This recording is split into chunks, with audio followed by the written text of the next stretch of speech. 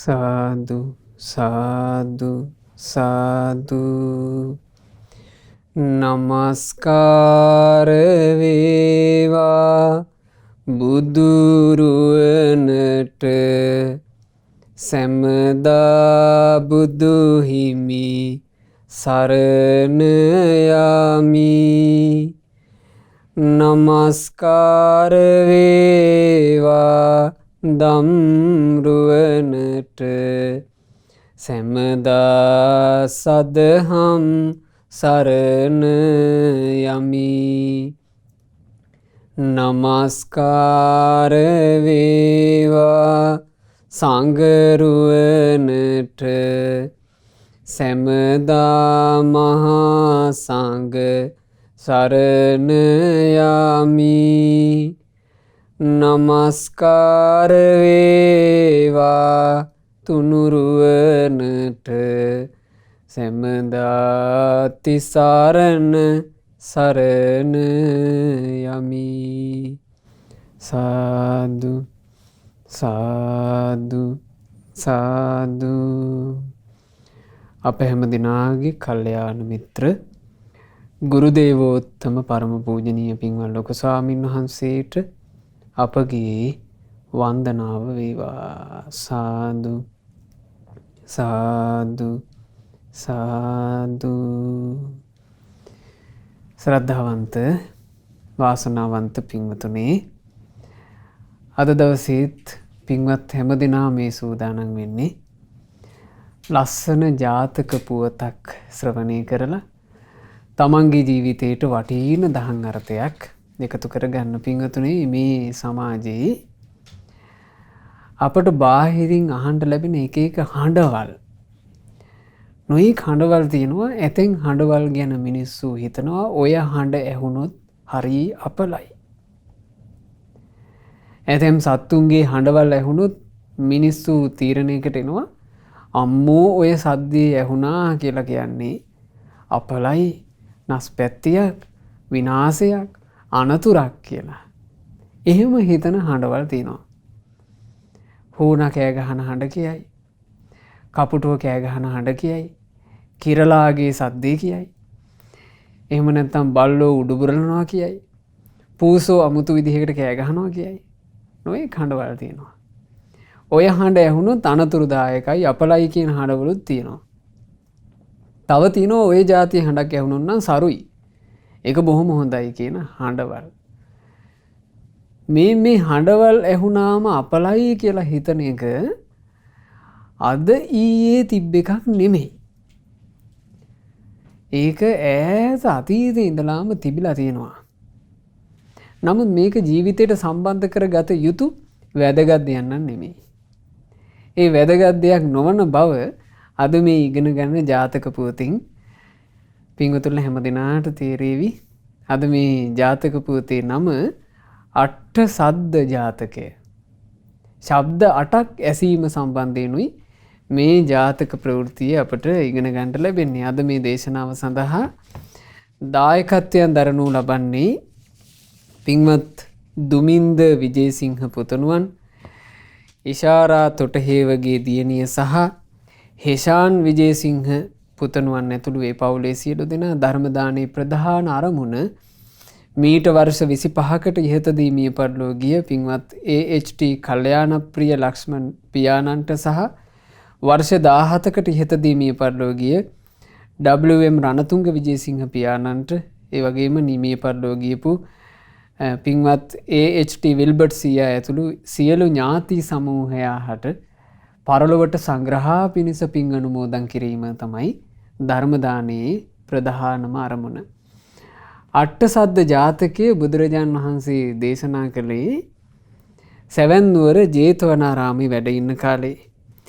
ඒ දේශනාවට පසුබිම යෙදුනේ මෙහෙම. පසේ නදී කෝසල මහරජුරුව, කොසල් රට පාලනය කරපු ඒ මහා රජුරුව දවසක් වීදි සංචාරයේ ගියා. රජුරුව වීදි සංචාරයේ යන්නේ හස්තියාගේ උඩ නැගලා.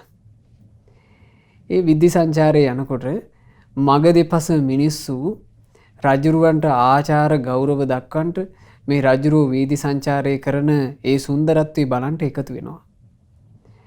එක ධනවත් සිටු නිවසක උඩු මහලේ ස්ත්‍රියාවක් රජුරුව වීදි සංචාරය කරන හැටි බලාගෙන හිටියා. රජුරුවන්ට මේ ස්ත්‍රියාව ඇහැට ඇහැ ගැටුණා. හරි ලස්සනයි ඇය. රජුරුවන්ව දැක්ක ගමන් ඇය පොඩ්ඩක් hina වුණා. රජුරුවන්ට ගෞරවයෙන් hina වෙන්නේ. අපි සාමාන්‍යයෙන් මූණට මූණ දැක්කට පස්සේ අපි සාමාන්‍යයෙන් hina වෙනවනේ. ඇය එහෙම බොහොම අහිංසක විදියට hina වෙලා අර රජුරුවන්ගේ දැක්මෙන් ලැජ්ජාවටපත් වෙලා ඉක්මනට හැංග වුණා. රජුරුවන්ට මේක සම්පූර්ණයෙන්ම හිතේ කෙටුණා. ඒ දර්ශනේ අතහැර ගන්න බැරුවම ගියා.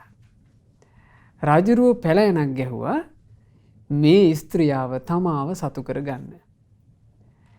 ඒ ස්ත්‍රිය ගැන හිත හිතා පසේ නදී කොසොල රජුරුව නිින්ද යන්නේ නැතුව සිරියහනේ ඒ මේ අත පෙරලි පෙරලි ඉද්දී මධ්‍යම රාත්‍රියේ 12ට මාලිගාව හෙල්ලුම් කාලා සද්ද 4ක් ඇහුණා. එක සද්දයක් ඇහුනේ දු කියලා සද්දයක් ඇහුණා. මහා හඬින් මාලිගාවම හෙල්ලුම් කාලා ගියා ඒ සද්දෙට. ඒ හඬ දෝංකාර දීලා ඉවර වෙනකොටම ස කියලා සද්දයක් ඇහුණා. ඒ හඬ ඉවර වෙනකොටම න කියලා හඬක් ඇහුණා. ඒ හඬ ඉවර වෙනවාත් එක්කම සෝ කියලා හඬක් ඇහුණා. මේවා ඔක්කොම නිකන් රජුරුවන්ගේ මාලිගාව හෙලවිලා යන විදිහට තමයි ඇහුනේ. රජුරුව ගැස්සුණා. දාඩිය දැම්මා. තමන් හිත හිතා හිටියේ මොකද්ද කියලා අමතක වුණා. අර හිතේ මෙවිලා තිබුණු ස්ත්‍රී රූපේ නැත්තටම නැති වෙලා ගියා. බිහිතියටපත් වෙලා නිදාගන්නේ නැතුව අපේ මේ මොකද්ද මේ ඇහිච්චි සද්ද 4 කියලා ඔළුව කසකසා රැය පහන් කළා. රාත්‍රියේ එළි වුණාට පස්සේ රජුරුව පුරෝහිතවරු ගෙන්නලා දැනුවත් කළා. පුරෝහිතවරුනි හරි වැඩක් නෙවෙයි. ඊයේ මං මේ මධ්‍යම රාත්‍රියේ වෙනකන් නිින්දක් නැතුව රාජකෘත්‍ය ගැන හිත හිතා ඉද්දි. මේ රටේ දියුණුව ගැන හිත හිතා මං හිටියේ මට නිින්ද ගියෙන්නේ. මෙහෙම ඉන්නකොට හප්පේ ඇහුණානේ සද්ද 4ක්. පුරෝහිත ඇහුවා රජතුමනි ඇහුණු සද්ද 4 මතකද? ඔව් පුරෝහිත ඒක කොහොම අමතක වෙන්නද? මුලින්ම ඇහුනේ දූ කියලා, ඊළඟට ඇහුනේ ස කියලා, ඊළඟට ඇහුනේ න කියලා, ඊළඟට ඇහුනේ සෝ කියලා. මුළු මාලිගාව හෙල්ලුම් කාලා ඔක ඇහුණා කිව්වා. එතකොට පුරෝහිත කියලා කියන්නේ බ්‍රාහ්මණනේ. මේ පුරෝහිතයා කල්පනා කළා යසයි. මේ සද්ද 4න් මට හොඳට වවාගෙන කන්න පුළුවන්. රජුරුවන්ව බයටපත් කරන්න ඕන තවත් කියලා ඇස් දෙක ලොකු කරගත්තා. නලල රැලි නංව ගත්තා. හඬ පොඩ්ඩක් ගැඹුරට අරගෙන කිව්වා හප්පේ රජතුමනි මහා නස්පැත්තියක් නෙවෙයි මේ වෙලා තියෙන්නේ. මුළු රාජ්‍යයටම අපලයක්. ඔබතුමාට විශේෂයෙන් ඒක බලපානවා. මේක ගොඩ දාගන්න බෑ යාගයක් කරලා මිසක් නම්. ඒ හින්දා යාගයක් කරන්න ඕන කිව්වා. එතකොට රජුරුව කියනවා පුරෝහිත එහෙනම් ඉතින් මොකටද පමා වෙන්නේ? දැන් මේ දැම්ම යාගේ කටයුතු සූදානම් කරන්න. යාගෙට මොනවද ඕනේ? රජතුමනි හැම ප්‍රාණීන්ගෙන්ම 500 ගානේ මරන්න ඕන කිව්වා. එතකොට සත්තු පණ තියෙන සත්තු එකතු කරනවා 500 ගානේ. එළුව 500යි, හරක් 500යි, මුවෝ 500යි නොයේක සත්තු. මිනිස්සුත් 500ක් එකතු කරලා සාමාන්‍යයෙන් වහල්කම් කරගෙන ඉන්න සේවකාරකාදීන් 500ක් එකතු කරලා දැන් මරණ්ඩයි සූදානම. රාජමාලිගාවේ මිදුලේ සත්තු එක එකාගේ හඬ මර ලතෝනි දෙන හඬ. මල්ලිකා බිසව මේ හඬ ඇහිලා රජුරුවන්ගෙන් විමසුවා රජතුමනි මොකද්ද මේ මහා සද්දේ? මිනිසුන්ගේ හඬ ඇහෙනවා නොඑක් සත්තුන්ගේ හඬ ඇහෙනවා මේ සත්තු එකතු කරන්නේ ඇයි?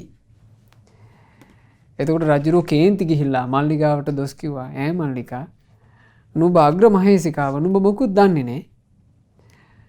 මට මේ මගේ රාජ්‍යයටත් මටත් විපත පිණිස පවතින මහා අපලයක් ඇවිල්ලා ඒ අපලට පිළියම් ඔය කරන්නේ. උඹ මොකුත් දන්නේ නැහැ කිව්වා. එතකොට මල්ලිකා කියනවා රජතුමනි මට ඔහොම කිව්වට අගමුල තේරෙන්නේ මට විස්තරේ කියන්න කිව්වා. එතකොට රජුරුව කිව්වා මල්ලිකා ඊයේ රාත්‍රියේ රෑ 12ට විතර මෙහෙම සද්ද 4ක් ඇහුණනේ. ඒ සද්ද 4 ගැන මම පුරෝහිතට කිව්වා. පුරෝහිත තමයි ඔය යාගේ ලැහැත්ති කරේ මට අපලයක් කියලා. මල්ලිකා බිසව ඇහුවා රජතුමනි පුරෝහිත කියලා කියන්නේ හැමදේම දන්න කෙනෙක්ද? සියල්ල දක්නා සර්වඥ කෙනෙක්ද පුරෝහිත? පුරෝහිතගේ වචනට ඇයි ඔබ ඔච්චර ඉක්මනට මේ කටයුත්තට පුරෝහිතට අවසර දුන්නේ? ඉතින් එහෙම නැතුව මල්ලිකා මම මොකද්ද කරන්නේ කියලා ඇහුවා. එතකොට මල්ලිකා බිසව කියනවා ඇයි රජතුමනි සියල්ල දන්නා සියල්ල දක්නා සර්වඥ වූ බුදුරජාණන් වහන්සේ වැඩ ඉද්දී අපි මොකටද තව කෙනෙකුගේ උපදෙස් පතන්නේ? අපි යමු අපේ භාග්‍යවතුන් වහන්සේ ළඟට. රජුරුව කල්පනා කළා යසයි. ඒක බොහොම හොඳයි. මේ සද්ද 4 මොකද්ද කියලාත් මට දැනගන්න පුළුවන් කියලා බුදුරජාණන් වහන්සේ මුණ ගැහෙන්න ගියා. අන්නේ වෙලාවේ භාග්‍යවත් බුදුරජාණන් වහන්සේ මේ කාරණේ අහලා රජුරුවන්ට කියනවා රජතුමනි ඕකට බය ගන්න කාරි නෑ. ඔය ශබ්ද ඇසීම හේතුවෙන් ඔබට හෝ රාජ්‍යයට හෝ කිසිම අනතුරක් වෙන්නේ නෑ. ඒ නිසා ඔය බය අතාරින්න කිව්වා.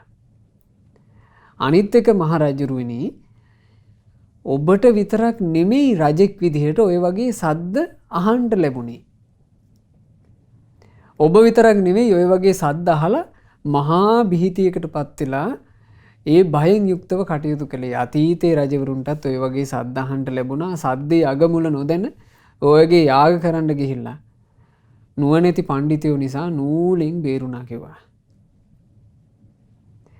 එතකොට රජුරුවන්ට දැන් අර තිබුණු හිතේ බය නැතුව ගියා. ඒ බුදුරජාණන් වහන්සේ වදාළනේ මේකේ කිසිම ප්‍රශ්නයක් නැහැ කියලා. ඊළඟට භාග්‍යතුන් වහන්සේ දේශනා කළානේ අතීතයේ රජවරුත් ඔය වගේ නස්පැත්ති වලට ගොදුරු වෙලා තියෙනවා අය කියලා.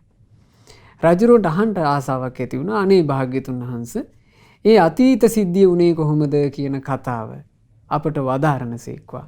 ඔන්න ඔය වෙලාවේ තමයි බුදුරජාණන් වහන්සේ මේ අට සද්ද කියන ජාතක ප්‍රවෘතිය දේශනා කළේ.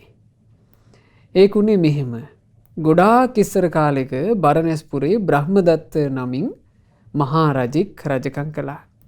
ඔය කාලේ සංසාර ගමනේ පෙරම් පුරාගෙන යන මහා බෝධිසත්වයෝ මහා ධනවත් බ්‍රාහ්මණ පවුලක උපන්නා.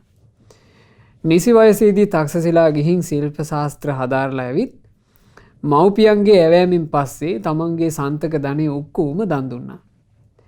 දානෙ දීලා ඍෂි පැවිද්දෙන් හිමාලයට ගිහිල්ලා පැවිදි වුණා.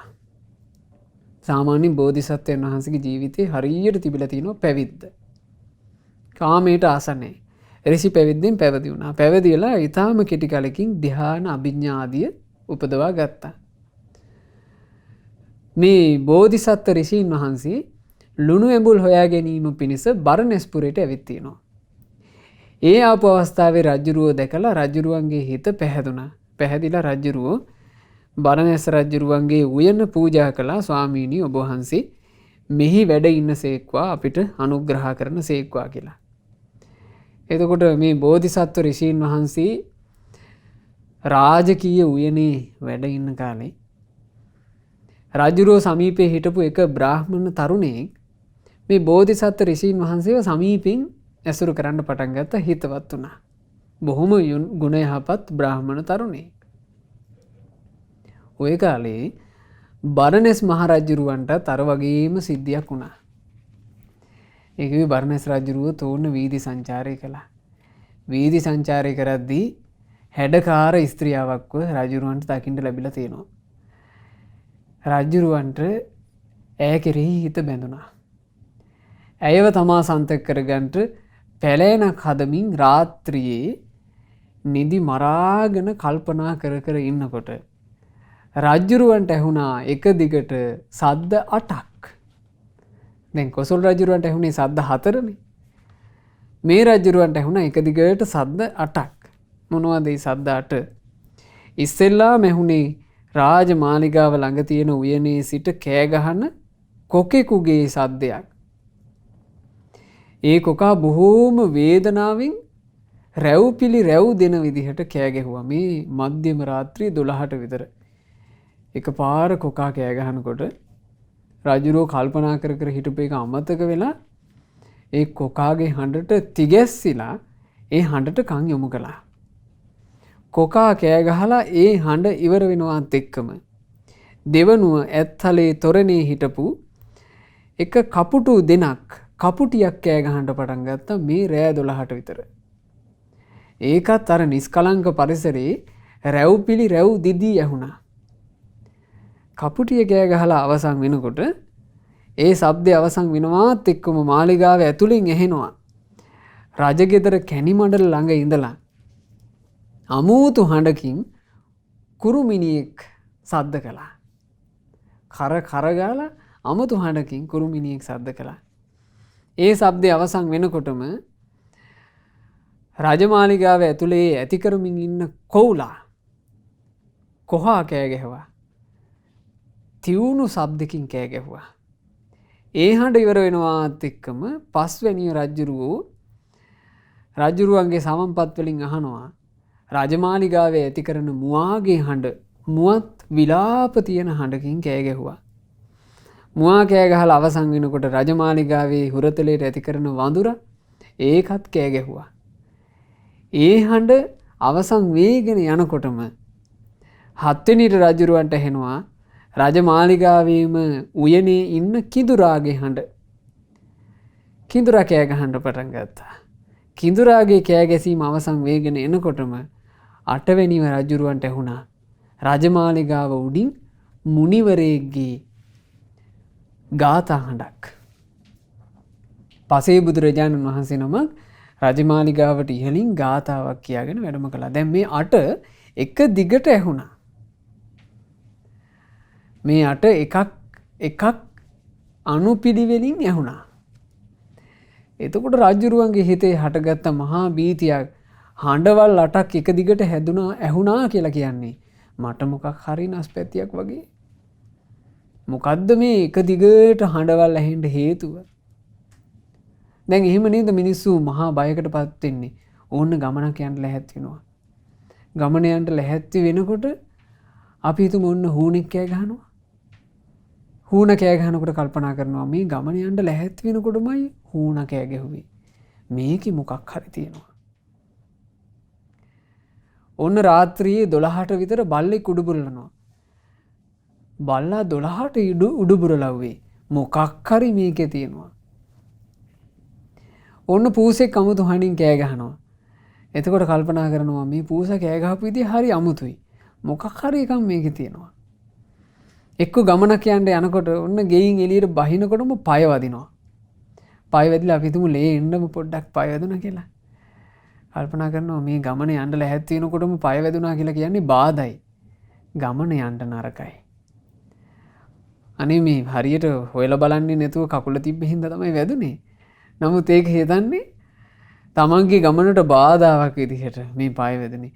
ඔහොම නොඑක් ආකාරයේ දේවල් නැද්ද? ඔය විදිහට කියාගෙන ගියොත් එහෙම පින්වතුනි කෙලවරක් කරන්න බැරි දේවල් තියෙනවා. ඒ තරම් මිනිස්සු නොයෙක් හදාගත්ත මති මතාන්තර. ගෙයින් එළියට බහිනකොට කාන්තාවක් හිස් භාජනයක් හිස් කලයක් අරගෙන ආවොත් මෙහෙම වෙනවා කියයි. හාමුදුරු නමක් දකින්න ලැබුණොත් මෙහෙම වෙනවා කියයි. ඊළඟට වාහනයක යනකොට හරහට කළු පූසෙක් පැන්නොත් එහෙම මෙහෙම වෙනවා කියයි. নানা ප්‍රකාර මති මතාන්තරවල මහා භීතියකින් ගල් ගැහිච්ච හිත් ඇතිව තමයි බොහෝ මිනිස්සු ඉන්නේ. රජුරුවන්ටත් එහෙම වුණා. දැන් රජුරුවන්ට රෑ එළි වෙනකන් නිින්දක් නැහැ. උදේ අවදි වෙච්ච ගමන් පුරෝහිතවරු ගෙන්නලා කිව්වා පුරෝහිතවරුනි මේ මෙහෙම හඬවල් ටිකක් ඇහුණා. පුදුම නස්පැත්තියක් තමයි මට වෙන්න යන්නේ කියලා මට හිතෙන්නේ. පුරෝහිතවරුනි මොකද්ද මේකේ මට මගේ ජීවිතයට බලපාන අනතුර? එතකොට පුරෝහිතවරු කල්පනා කළා යසයි. අපිට හොඳට වවාගෙන කන්න අවස්ථාවක් ඇවිල්ලා. පුරෝහිතවරු කිව්වා රජතුමනි ඕක කොහොම හරියන්නේ මහා යාගයක් කරන්න වෙනවා. ඒ මහා යාගෙන්මයි ඕක විසඳන්න සිද්ධ වෙන්නේ. අපි ඒ යාගය සූදානම් කරන්න ඕන. දැන් බ්‍රාහ්මණවරු මෙහෙම කියනකොට පුරෝහිතවරු මෙතන ඉන්නවා අර බ්‍රාහ්මණ තරුණයා. මේ බ්‍රාහ්මණ තරුණයාට මේ සද්දාටේ කිසිම සම්බන්ධයක් තේරෙන්නේ නැහැ. රජුරවන්ට මේ යාගයේ සම්බන්ධයෙන් තීරණය කිව්ව ගමන් රජුරෝ කිව්වා එහෙනම් පුරোহিতවරුනි බ්‍රාහ්මණවරුනි ඔබ එකතු වෙලා යාගේ සූදානම් කරන්න කොච්චර වියදම් ගියක් කමන්නේ කොච්චර ඒ උදෙසා කැප වෙන්න සිද්ධ වුණත් කමන්නේ මගේ යහපත වෙනුවෙන් යාගෙල හැති කරන්න කිව්වා. දැන් අර වගේම සත්තු මරන්න ඔන්න සූදානම. අර බ්‍රාහ්මණ තරුණයා අහනවා වැඩිහිටි බ්‍රාහ්මණවරුන්ගෙන් ඔබතුමන්ලා කොහොමද රජුරවන්ට කිව්වේ මේ වගේ යාගයක් කරන්න ඕන තරම් මහා ප්‍රශ්නයක් මෙතන තියෙනවා කියලා.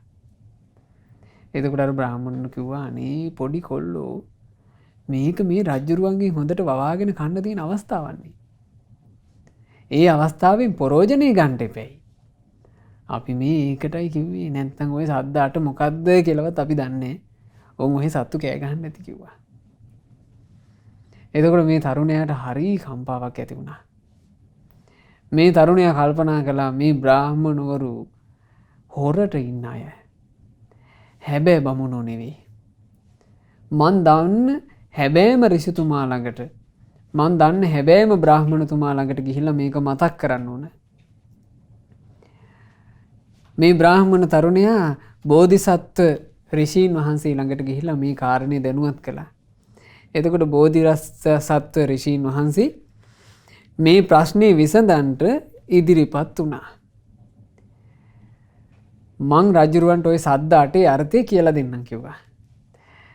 එතකොට මේ තරුණයා ගිහිල්ලා රජුරවන්ට කියනවා රේතුමනි ඔය යාගේ සූදානම් කරන්න පෙර අර උයනේ ඉන්න උතුම් ඍෂීන් වහන්සේගේ වචනේ අපි අහමු. ඒ ඍෂීන් වහන්සේ කියන ආකාරයෙන් අපිට මේ ගැටලුව විසඳා ගන්න පුළුවන් වේවි. එතකොට රජුරෝ කිව්වා එහෙනම් බොහොම ගෞරවයෙන් ඒ ඍෂීන් වහන්සේව වැඩම කරවාපන්. ඔන්න ඍෂීන් වහන්සේ වැඩම කළා. වැඩම කරලා ඍෂීන් වහන්සේ ඇහුවා රජතුමනි තමන්ට ඒ ඇහුණු ශබ්ද ටික මට කියන්න කිව්වා. එතකොට රජුරෝ ඔන්න පිළිවෙලින් ඇහිච්ච ශබ්ද ටික කිව්වා. ඒ කිව්වට පස්සේ මේ බෝධිසත්ව ඍෂීන් වහන්සේ ධ්‍යාන අභිඥා තිබ්බ කෙනානේ. කියනවා මහරජුරුවනි තමුන් වහන්සේට ඔය අහපු එක ශබ්දයකින්වත් කිසි අනතුරක්වත් කිසිම සම්බන්ධයක්වත් නැහැ. ඔබේ ජීවිතේට කිසිම ආකාරයකින් බලපාන අපලයක් හෝ ඔබට විශේෂ සරුවීමක් හෝ එහෙම මොකවත් ඕකේ ඇත්තේ නැහැ. මහරජුරුවනි මාලිගාව ළඟ පැරණි උයනේ එක්තරා කොකෙක් ඉන්නවා. ඌට කන්ට මුකුත් නැහැ. බඩගින්න වැඩිකමටයි ඌ ඔය කෑ ගසා කීවේ. ඒ පරණ පොකුණේ වතුර හිඳලා ගිහිල්ලා ඒකට වතුර හරවන්නේ නැහැ කවුරුත්. ඒ නිසා ඒකේ මාළු නැහැ. ඌට කණ්ඩ මොකුත් නැති නිසා ඌ තමන්ගේ දුක කිව්වා. ඒක තමයි ඔබට විලාප හඬකින් ඇහුනේ. උගේ හිතුවිල්ල තිබ්බේ මෙන්න මේක. ඉස්සර මේ මගුල් පොකුණේ හොඳට වතුර තිබුණා. බොහෝ මසුන් හිටියා. අපගේ පියා කොක් මහරජු වී සිටි කාලේ සොරව්වෙන්ම දිය ගැලුවා. දැන් මෙහි වතුර වසා ඇති නිසා මාළුවෙක් දකින්ට නෑ. ගෙම්බෙක් කාලා මං කුසගින්නේ ඉන්නේ. වෙන යන්ට තැනක් මට ඇත්තේ නෑ. එතකොට කොකා කිව්වේ මොකක්ද ඒ? තමන්ගේ ප්‍රශ්නේ. එතකොට පින්වතුනි මේ සත්තු කෑ ගහන්නේ සමහර වෙලාවට තමන්ගේ ප්‍රශ්නයකට. උන්ට ප්‍රශ්න. සමහරලාට හූනෙක් කෑ ගහන්නේ උගේ ප්‍රශ්නයකට. කපුටෙක් කෑ ගහන්නේ උගේ ප්‍රශ්නයකට. කිරලෙක් කෑ ගහන්නේ උගේ ප්‍රශ්නයකට. උලම කෑ ගහන්නේ උගේ ප්‍රශ්නයකට. බල්ල උඩුබරලන්නේ උගේ ප්‍රශ්නයකට. අපි උගේ ප්‍රශ්නේ අපේ එකක් කරගන්නවා.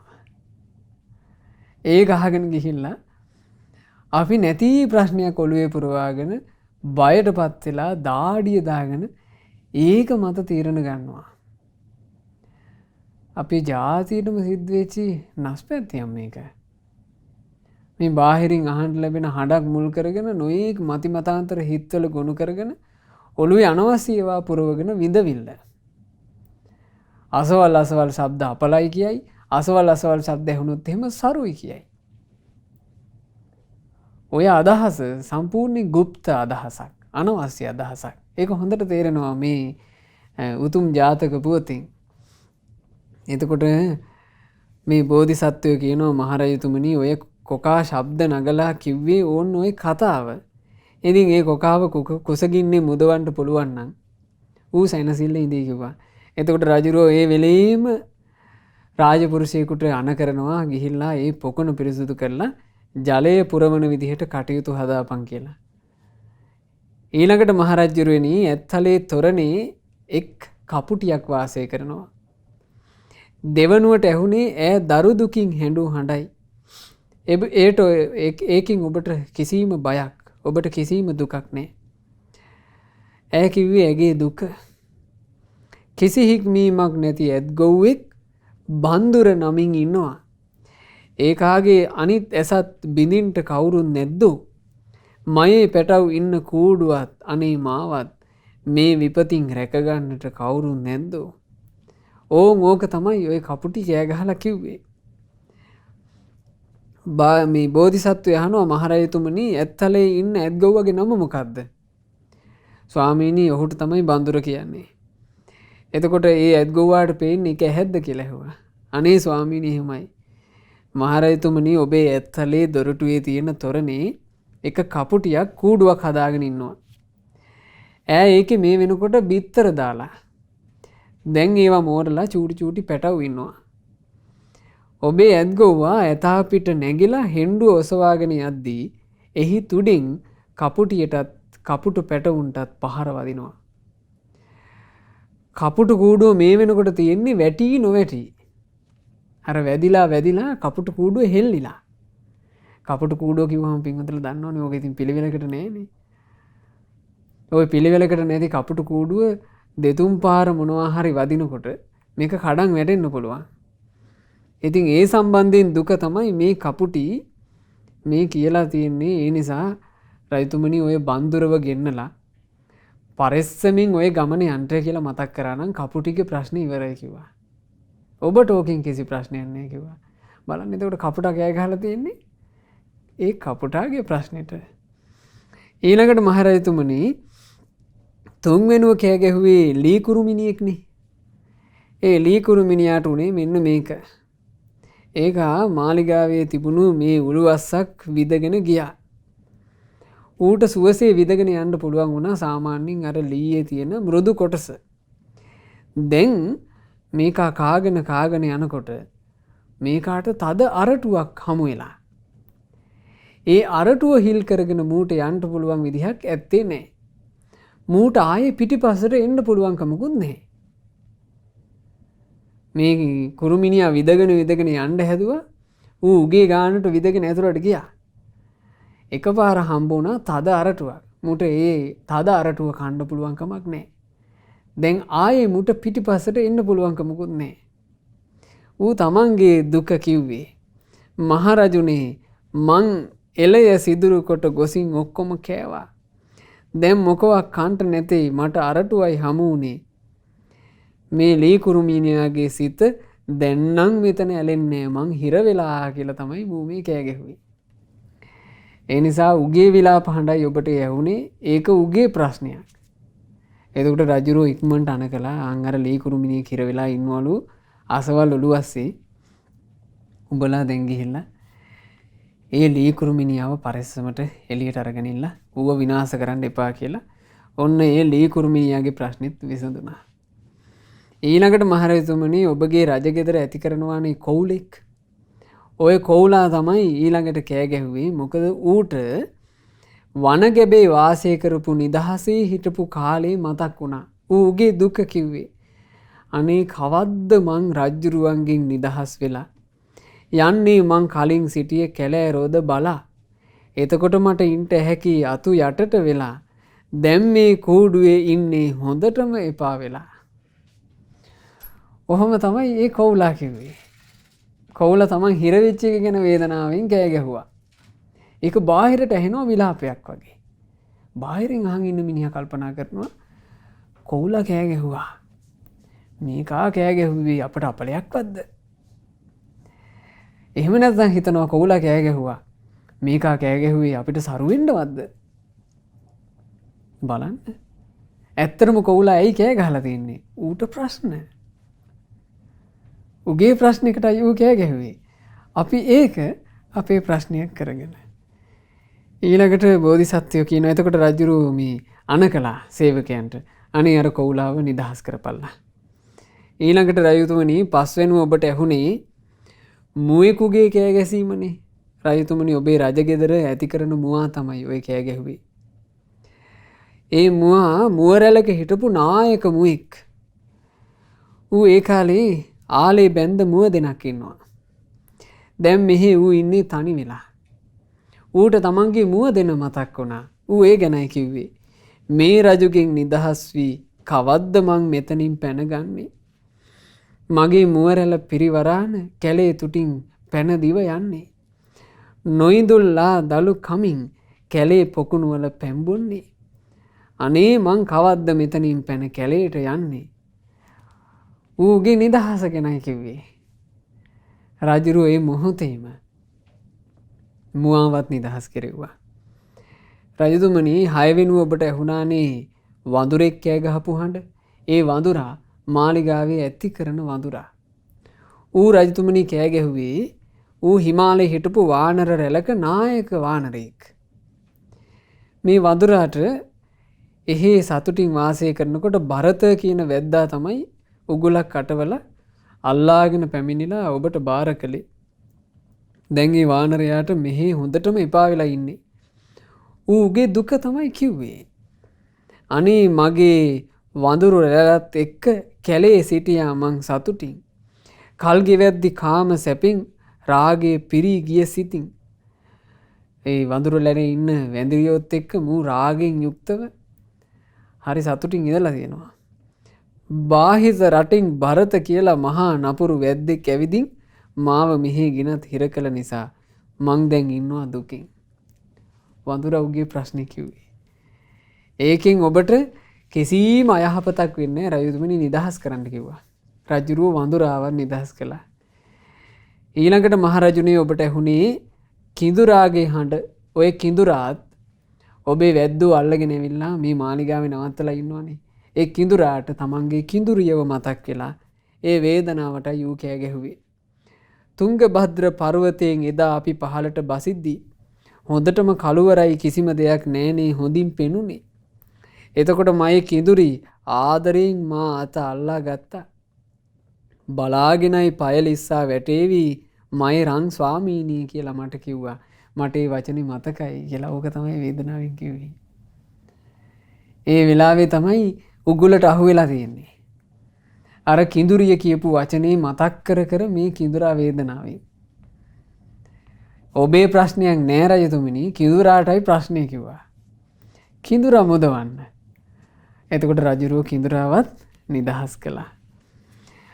8 වෙනුව රජතුමනි ඔබට ඇහුනේ හිමාල පර්වතයේ නන්ද මූලක කියන පර්වත බෑවුමේ වැඩ ඉන්න පසේ බුදුරජාණන් වහන්සේ නමකගේ ගාථාවක්.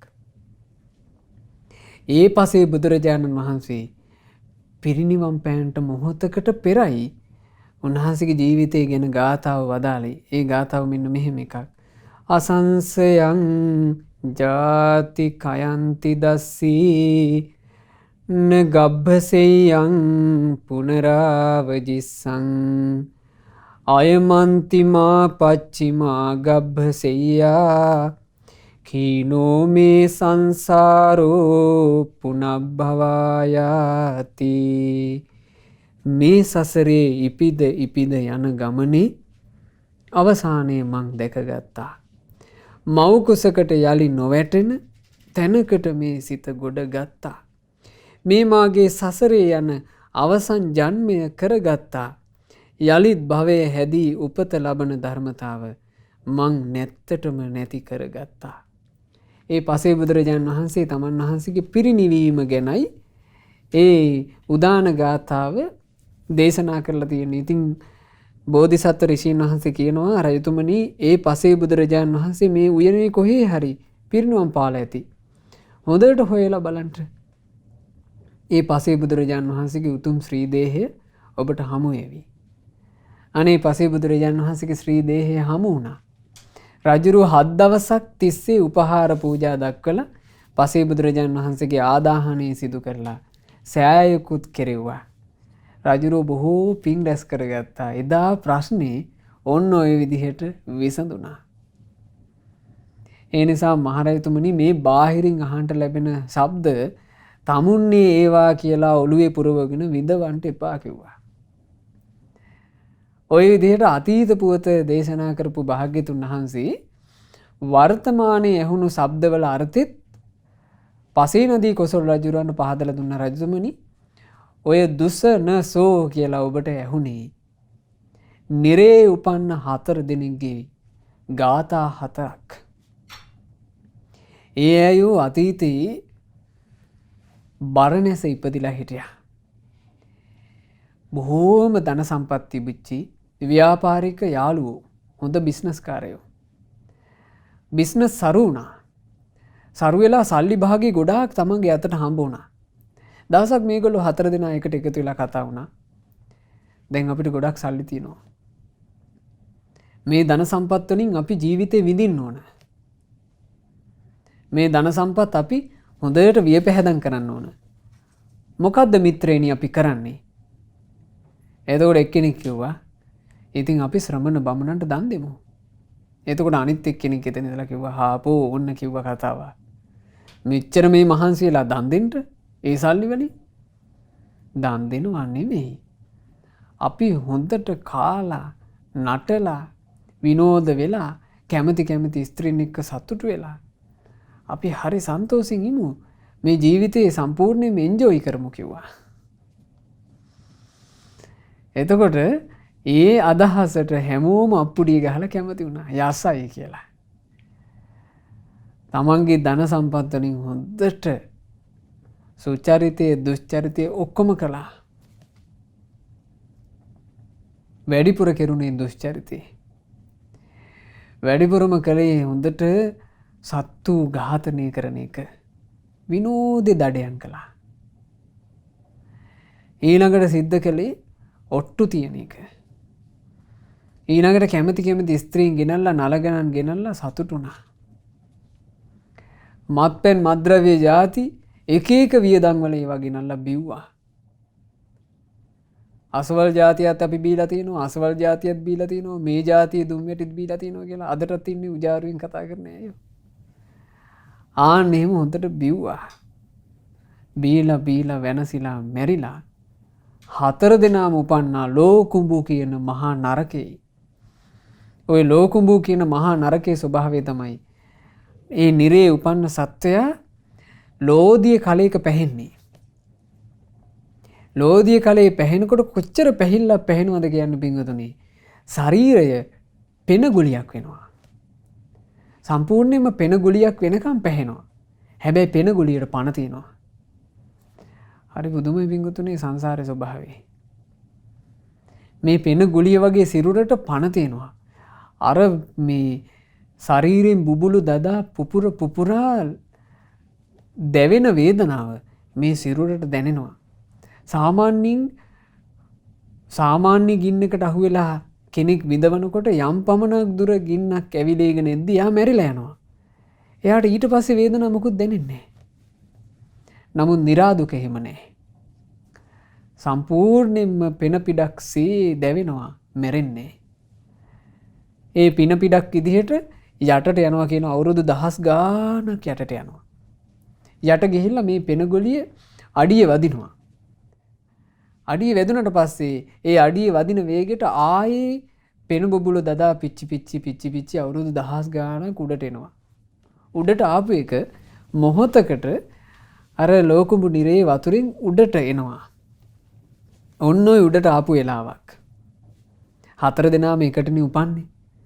4 දෙනාම එකට උපදිනකොට මේ 4 දෙනාම එක ගානට තමයි පැහි යට ගිහිල්ලා පැහි ආයේ උඩ ආවේ. උඩට එනකොට ඔන්න පළවෙනි කෙනාට කියාගන්න උවමනා වුණා තමන්ගේ කතාව. මොකද්ද කතාව? දුජීවිතං අජීවිම්හ යේ සන්තේන දදම් හසි විජ්ජමානේසු භෝගේසු දීපං නාකම්ම අත්තනෝ. අයියෝ අපට දන් දෙන්න ඕන තරම් දේවල් තිබුණා. නමුත් කොහෙද පිනක් දහමක් කරගන්න තරම් අපි වාසනාවන්ත උනේ නැහනේ. දුස්සීල ජීවිතයක්මයි ගෙව්වේ. භෝග සම්පත්තියෙද්දී අපිට බැරි වුණා Tamanට පිහිටක් හදාගන්න කියන කතාව කියාගන්න ඕන වුණා. ඒ වුණාට මේ දුජ්ජීවිතං කියන වචනේ දු කියද්දිම ආයෙ යට ගියා. ඒ මොහොතටවත් සැනසුමක් නෑ. වචනයක් කියාගන්න සැනසුමක් නෑ, යට ගියා. අවුරුදු 1000 ගානක් හදවතේ තෙරපාගෙන හිටපු එකක් කෑ ගහලා කියන්න හදනකොට දු කියන වචනේ මාලිගාවේ හෙල්ලුම් කාලා ඇහුණා. සමහර ලාවට අපේ පසේ නදී කොසල් රජුරවන්ට මොකක් හරි පිනකුත් තියෙන්න ඇති රජුරවන්ටම මේ ටික ඇහෙන්න. ඊළඟ එක්කෙනාට කියන්න ඕනුනේ මෙන්න මේක. සට්ටිවස්ස සහස්සානී පරිපුන්නාහි සබ්බසෝ නිරයේ පච්චමානානං කදා අන්තෝ භවිස්සති. අයියෝ දැන් නිරයේ පැහෙන්ට අරගෙන සම්පූර්ණයෙන්ම අවුරුදු 60000කුත් පිරුණනේ. කවදා මේ දුක අවසන් වෙයිද කියලා කියාගන්න ඕන වුණා. ඒ වුණාට සට්ටිවස්ස කියන වචනේ කියන්ට සූදානම් වෙනකොට ස කියන වචනේ කියද්දී ආයෙට ගියා. ඒක තමයි දෙවෙනියට ඇහුනේ. තුන්වෙනියට ඇහුනේ නයන්නනේ. නත්ති අන්තෝ කුතෝ අන්තෝ න අන්තෝ පටිදිස්සති. තදාහි පකතං පාපං මම තුයිහංච මාරිසා. අනේ නුඹත් මාත් මේ මාගේ මිත්‍රයෝ හැම දෙනත් බොහෝ පව් කළානේ. මේ විපාකවල ඉවරයක් නැද්ද? කවද්ද මේක ඉවර වෙන්නේ? මේක ඉවරයක් නම් පේන්න නෑනේ. ඇයි අවුරුදු 1000 ගානක් බුබුලු දදා පැහෙනවා, ඉවරයක් නෑ. ඒක කියාගන්න ඕන වුණා. නයන්න කියනකොට යට ගියා. සංසාරේ හරි භයානකයි. අවසානයෙන් කෙනා මෙන්න මේක කිව්වේ. සෝහං නූන ඊතෝ ගන්්වා යෝනින් ලද්ධාන මානුසින් වදඤ්ඤෝ සීල සම්පන්නෝ කාහාමි කුසලං බහුම්. අනේ මම මෙතනින් බේරිලා යම් දවසක මනුස්ස ලෝකේ මනුස්ස ජීවිතයක් ලැබුණොත් නම් ආයේ ඒ මිනිසයා විදිහට මගේ ළඟට යමෙක් ඉල්ලාගෙන එනවා නම් ඉල්ලන් එන කෙනාට පිහිටක් වෙනවාමයි. මං දන් දෙනවාමයි. මං සිල් රකින්නවාමයි. කාහාමි කුසලම් බහුම්. මං පින් කරගන්නවාමයි. නිරෙන් ගොඩ ආවොත් මං ඒ ටික තමයි කරන්නේ. දන් දෙනවා, සිල් රකින්නවා, පින් කරගන්නවා, කුසල් වඩනවා. මට නිරෙන් ගොඩට එන්න ලැබුණොත් ඕක කියන්ට සෝ කියන වචනේ කියද්දි, සෝ කියන අකුර කියද්දි යට ගියානේ. බලන්න පිංගුතුනේ සංසාරේ. දැන් අපි සමහර වෙලාවට ওই ලෝකුඹු නිරයන් ආදී වගේ ඕනතරම් පැහිලා ඇති. නිරය මහගෙදර කරගෙන යන ගමනක්නේ. මේ අවස්ථාව, ඒ නිරයෙන් උඩට ආපු අවස්ථාව. දැන් මේකේ මොකද්ද කරන්න ඕන? දන් දෙන්න ඕන. පින් කරගන්න ඕන. කුසල් කරන්න ඕන.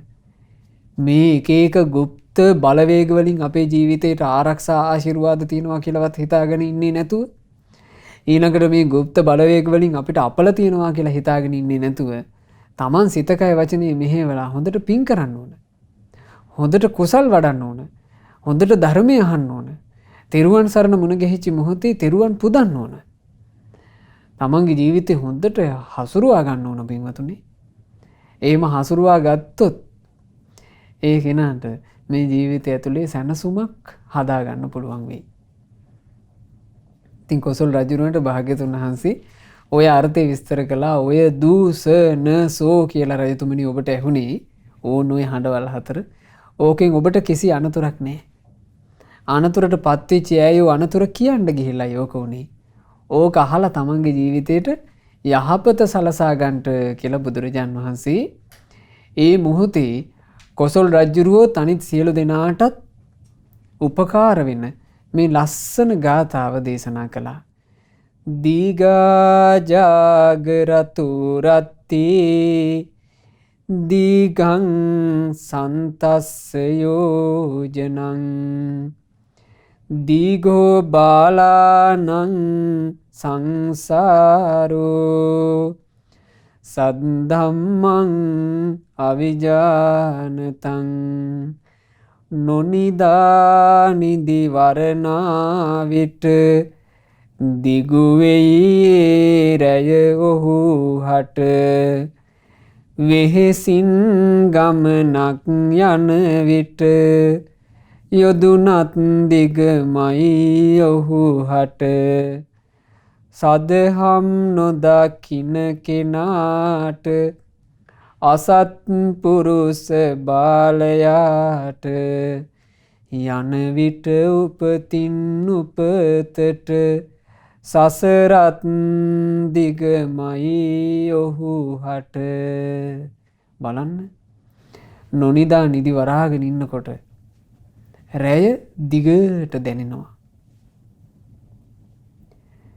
වෙහෙසිලා ගමනක් යනකොට හෙම්බත් වෙලා ඉද්දි පුංචි දුරත් ගොඩාක් දුරයි වගේ දැනෙනවා. ඔය වගේ ධර්මය නොදැන ධර්මයට හිත පහන් කරගන්නේ නැතුව යන සංසාර ගමන ගොඩාක් දිගු වෙනවා. ගොඩාක් දිගට දැනෙනවා. ගොඩාක් වෙහෙස කරව දැනෙනවා. දැන් බලන්න ධර්ම අවබෝධයක් තුලින් ජීවිතේ සනසවා ගත්ත ධර්මය අවබෝධ කරගෙන ඉහළ මාර්ගඵල උපදවා ගත්ත අය සමහරවිට දීර්ඝ ආයුෂ ඇති ජීවිත ලබනවා. දැන් තියෙනවානේ මහා පදාන සූත්‍ර දේශනාවේ බුදුරජාන් වහන්සේ වදාළ භාග්‍යතුන් වහන්සේක අවස්ථාවක වැඩම කරනවා සුද්ධාවාසයට. සුද්ධාවාස කියලා කියන්නේ අවිහ අතප්ප සුදස්ස සුදස්සි අකනිට්ට කියන මේ බ්‍රහ්ම ලෝකය. මේ බ්‍රහ්ම ලෝකවල ඉන්නේ අනාගාමී වෙච්ච අය. භාග්‍යතුන් වහන්සේ සුද්ධාවාසයට වඩිනකොට එහෙ ඉන්නවා විපස්සී බුදුරජාන් වහන්සේගේ ශාසනයේ මාර්ගඵල ලාභී ශ්‍රාවකයෝ. විපස්සී බුදුරජාන් වහන්සේ පහළ වුණේ මීට කල්ප 91කට කලින්. කල්ප 91ක් තිස්සේ ඒගොල්ලෝ සුද්ධාවාසී. ඒගොල්ලන්ට වෙහෙසක් නෑ. ඒ දීර්ඝ කාලේ මහා දිගක් ලෙස දැනෙන්නේ ඇයි හේතුව? ජීවිතේ කුසල් වැඩු නිසා. හැබැයි කුසලයක් වඩා ගන්න බැරි වෙච්ච කෙනා ගිහින් උපදිනවා නිරේ. ගිනි දැල් අතරේ පිච්චි වාසය කරන එක නිමේෂයකුත් සෑහෙන වේදනාකාරී. එහිම වේදනාව විඳ දීර්ඝ කාලයක් ඉන්න වෙනකොට ලෝධිය බිබී දීර්ඝ කාලයක් ඉන්න වෙනකොට ලෝකුඹු නිරේ දැවි දීර්ඝ කාලයක් ඉන්න වෙනකොට අසිපත් වනේ කැපි දීර්ඝ කාලයක් ඉන්න වෙනකොට ඒ නිසා ධර්මයේ මුණ ගැහිච්චි ජීවිතය කියලා කියන්නේ ධර්මයේ තුලින් අපේ ජීවිත මනාකොට සුවපත් කරගන්න තියෙන අවස්ථාවයි. ඒ අවස්ථාව හොඳට වටහා ගන්න ඕන. වටහාගෙන ඒ අවස්ථාවෙන් ප්‍රයෝජන අරගන්න ඕන. ඉතින් භාග්‍යතුන් වහන්සේ ඕන ඔය විදිහට පසේ නදී කොසල් රජුරවන්ට මේ කාරණේ පැහැදුවා. මහණෙනි එදා රජව හිටියේ අපේ ආනන්දයෝ. යාගයට විරුද්ධ වෙච්චි තරුණ බුද්ධිමත් බ්‍රාහ්මණ කොළු ගැටයා වෙලා හිටියේ අපේ සාරිපුත්තයෝ. මේ ශබ්ද මාලාවේ අරුත කියා දීපු ඒ මහා ඍෂිවරයා වෙලා හිටියේ බෝධිසත්වයෝ වන මමයි කියලා මේ අට සද්ද ජාතක පුවත භාග්‍යතුන් වහන්සේ විසින් ඕන ඔය විදිහට දේශනා කොට වදාලා. ඉතින් එදා පසේ නදී කොසල් රජුරෝ ජීවිතයට යහපත සලසගත්තා. රාජකීය පිරිස ජීවිතයට යහපත සලසගත්තා. ඔය ගුප්තේවා පස්සේ එල්ලිලා ඉන්න ඈයෝ මෙව්වා නම් වැඩක් නෑ කියලා හිතට අදහසක් ඇති කරගත්තා. භික්ෂුන් වහන්සේලා බොහෝ දෙනෙක් ධර්ම ප්‍රීතිය ඇති කරගෙන වීරියෙන් ධර්මයේ හැසිරුණා. මේ නිසා අපිටත් මේ උතුම් ජාතක පුවත හොඳට ජීවිතයට ගලපාගෙන අපේ ජීවිතය ඇතුලේ සරුදේ සරු ලෙස හඳුනාගෙන නිස්සාර දේ විදිහට බැහැර කරලා අර්ථවත් ආකාරයෙන් ජීවිතය ගතකොට ගෞතම සාසනයේ පිහිට පිළිසරණ රැකවරණය හදාගන්නට වාසනාව ලැබෙත්වා. සාදු සාදු සාදු. රැස්කලාවෝ සියලු පුණ්‍ය ධර්මයෝ සියලු දෙවියෝ පහන් සිත් උපදවාගෙන අනුමෝදන් වෙත්වා. සක්දෙවිඳුන් සතරවරන් දෙවිවරුන් සෙම්පති දෙවියන් ප්‍රධාන සදෙව්ලෝක වාසී සියලු දෙවිවරුත් බ්‍රහ්මකායික සියලු දෙවිවරුත් අපගේ ඉෂ්ඨකාමී සියලු දෙවිවරුත් පොළොවාසී සියලු දෙවිවරුත් පින් අනුමෝදන්ව දෙවියන්ගේ නිරන්තර රැකවරණ ආශිර්වාද අප සෑම සියලු දෙනාට නොඅඩුවම සලසත්වා. විශේෂයෙන් ධර්ම දානය සිදු කරන දුමින්ද විජේසිංහ, ඉෂාරා තොටහේවගේ, හේසාන් විජේසිංහ ඇතුළු ඒ හැම දිනාටත් අප සෑම සියලු දෙනාටත් දෙවියෝ දෙවියන්ගේ සියලු ආරක්ෂා සලසත්වා දෙවියෝද සසර දුකින් අත මිදේවා. සාදු සාදු සාදු. රැස් කළා වූ සියලු පුණ්‍ය ධර්මියෝ ගුරු දේවෝත්තම කල්යාණ මිත්‍ර පරම පූජනීය පින්වත් ලොකු ස්වාමීන් වහන්සේට අනුමෝදන් වෙත්වා. පින්වත් ලොකු ස්වාමීන් වහන්සේ නිදුක්ක නිරෝගීව දීර්ඝායුෂ සම්පන්නියම ලබත්වා මේ ගෞතම සාසනය තුලම චතුරාර්ය සත්‍ය ධර්මය අවබෝධ කරගන්නට වාසනාව ලැබෙත්වා. සාදු සාදු සාදු. රැස් කළ මේ උදාරතර පුණ්‍ය ධර්මයන් අද ධර්ම දානයේ සිදු කරන ඒ සොපින්වතුන්ලාගේ නමින් මීට වර්ෂ 25කට පෙර මිය පරලෝ යන්ට යෙදුනා වූ පින්වත් AHT කල්යාණප්‍රිය ලක්ෂ්මන් පියාණන්ට අනුමෝදන් වෙත්වා. මීට වසර 17කට ඉහතදී මිය පරලෝ ගිය WM රණතුංග විජේසිංහ පියාණන්ටත් මියයන්ට යෙදුණු AHT විල්බර්ට් සීයා ඇතුළු පවුලේ මියගිය සියලු ඥාති සමූහයාට පින් අනුමෝදන්ව ඥාතින්ගේ පරලෝ ජීවිත සැපයෙන් සැපයටම පත්වෙත්වා.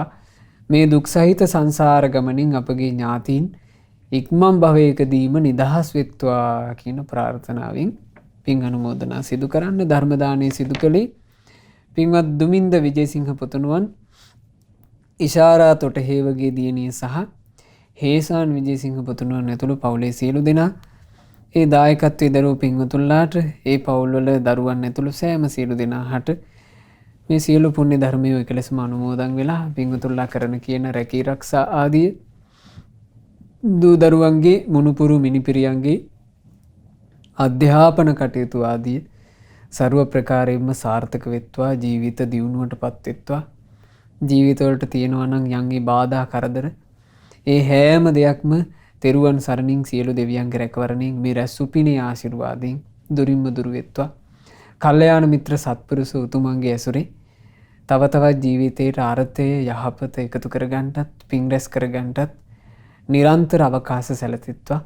ධර්ම දානය සිදු කළා වූ පින්වතුන්ලාටත් ශ්‍රද්ධා මාසික ධර්ම දාන සමාජික පින්වත් හැම දිනාටත් ශ්‍රද්ධා රූපවාහිනිය සහ ලක්විරු ගුවන් විදුලියේ කාර්ය මණ්ඩලවල පින්වතුන්ලා සියලු දෙනාටත් ඒ වගේම සුපින්වත් ඔබටත් මේ ගෞතම බුදු සසුනේම චතුරාර්ය සත්‍ය ධර්මය අවබෝධ කරගන්නට වාසනාව ලැබෙත්වා. හැම දිනාටම තෙරුවන් සරණයි. නමෝ බුද්ධාය. මෙවැනි වටිනා ධර්ම දේශනා ශ්‍රවණය කිරීමට ශ්‍රද්ධා ඩේලි YouTube චැනලය සබ්ස්ක්‍රයිබ් කරන්න.